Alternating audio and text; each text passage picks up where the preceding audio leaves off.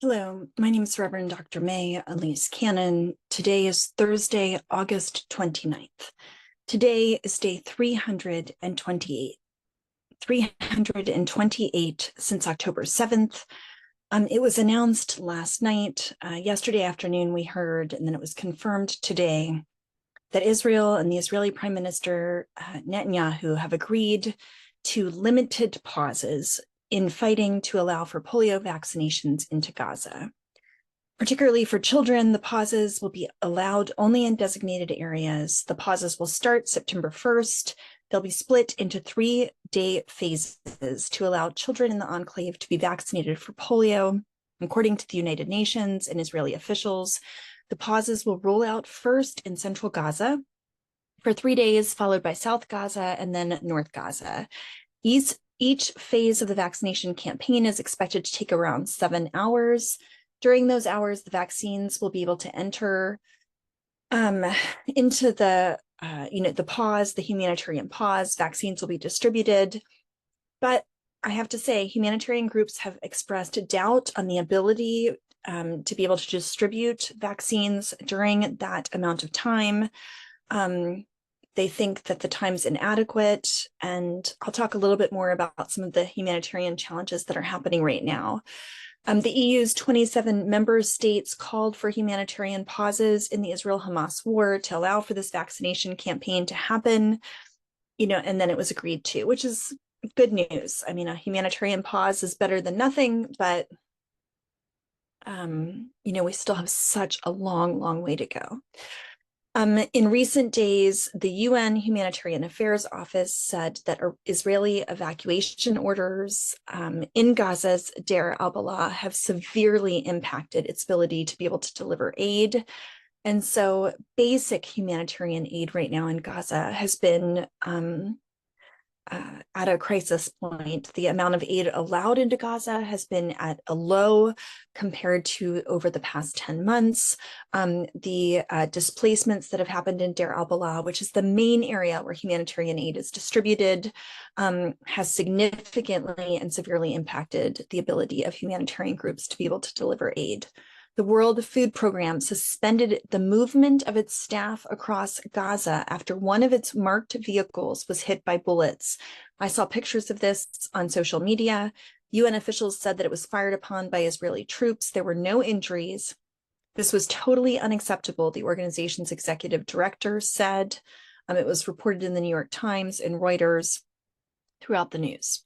The death toll in Gaza is at a minimum of 40,602 Palestinians killed, a minimum of 93,855 Palestinians wounded since October 7th.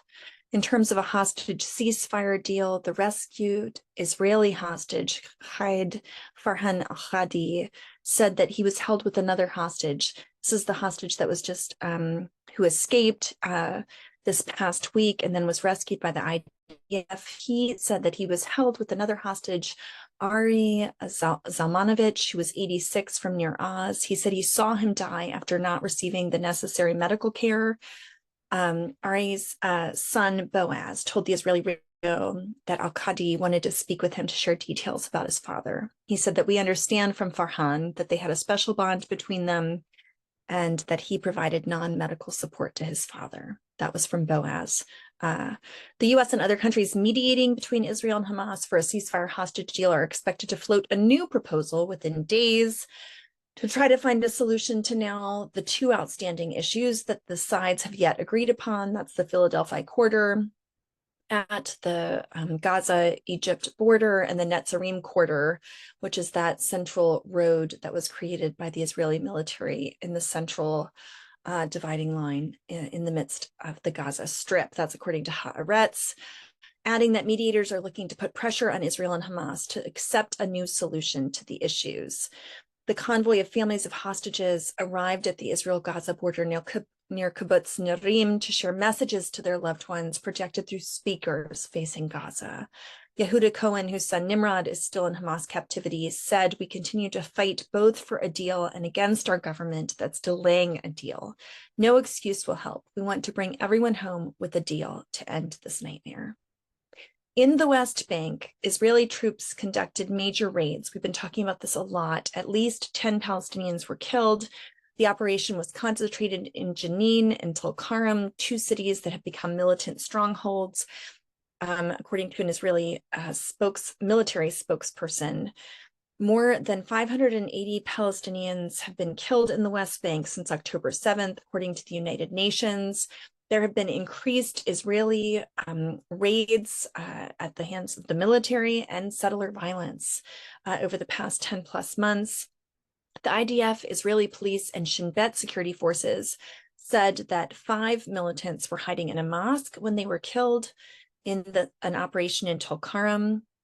The Palestinian Health Ministry said that 35-year-old Fiar al-Akma was critically wounded in an Israeli operation in Jenin and died of his wounds. He was an officer in the Palestinian security forces. The Palestinian news agency Wafa reported the health ministry of the Palestinian authorities said that 16 Palestinians had been killed in IDF activity in the past day in the cities of Jenin, Tubas, and Tulkarm.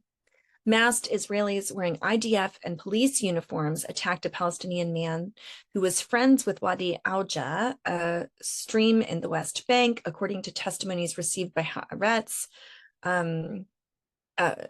This man was with friends at this location, and 2 witnesses said that the officers and soldiers, some of which arrived in a border police car, shouted at them, "You are Hamas." They handcuffed the man, beat one of them with wood and an M16 rifle. They threw him into the stream and left him on a road a few miles from the site. Both the IDF and police said none of their personnel were present. The border police said the IDF handled the incident. UN Security General Guterres called on Israel to halt its military operation in the West Bank, the north of the West Bank, immediately. The foreign minister of Israel, Katz, urged displacement and, quote, temporary evacuation of Palestinians in the West Bank, just like Gaza, saying this is war as the IDF engaged in an anti-terror raid. His comments were supported by the Minister of Agriculture as well. He said we need to deal with terror, the threat, exactly the way we're dealing with the terror infrastructure in Gaza, including the temporary evacuation of Palestinian civilians and any other step needed. He's a senior diplomat. He tweeted this. He called on an operation. He said it's a war in every sense. Katz said that Israeli forces operating in Jenin, Tulkarm, and other areas are working to dismantle an Iranian-backed terror network that has been built up in the West Bank. The Israeli military yesterday reported that it had failed to protect civilians in the occupied West Bank in the village of Jit. 4 suspects were arrested over the attack. It took place in the middle of August on the 15th, and 1 Palestinian was killed. The IDF joined the Shin Bet in warning about a threat posed by Jewish terrorism in the West Bank, adding that settler leadership does little to curb the violence. The Israeli bank Mizrahi Tafahot froze a bank account that belonged to Hashomer Yosh, a settler organization, following that the U.S. announced sanctions against that organization and the NGO this week. It's important to note that the Israeli government funds certain right-wing extremist settlers in the West Bank. The U.S. sanctions targeted an Israeli NGO and an individual with long involvement in the intimidation of Palestinians and with the aim of seizing their land. The UN Security Council yesterday unanimously passed a resolution demanding a halt to escalating attacks between Israel and Lebanon's Hezbollah, warning that further escalation carries the risk of adding to a broader, widespread conflict in the Middle East. The IDF said that fires erupted in Israel's north after intercepting aerial targets that were launched from Lebanon that fell in the Golan region. And British Airways and Iberia Express announced that they were resuming their flights to and from Ben Gurion Airport in Tel Aviv starting on Friday.